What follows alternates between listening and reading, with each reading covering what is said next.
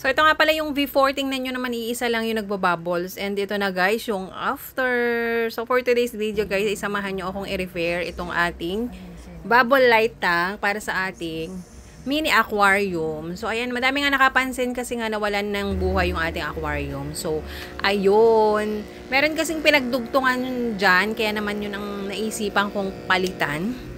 Baka yun ang dahilan kaya walang masyadong oxygen or air na pumapasok. So, ayan guys, tinanggal ko na muna and in-unplug muna natin para syempre safety tayo. Baka makuryente pa tayo guys. So, ayan, dahan-dahan ko na nga tinatanggal isa-isa. And tingnan nyo naman, grabe, napakadumi na pala. So, marami na siyang lumot. Kaya siguro, pati, hindi na rin siya makapagbuga ng bubbles. And, ayan.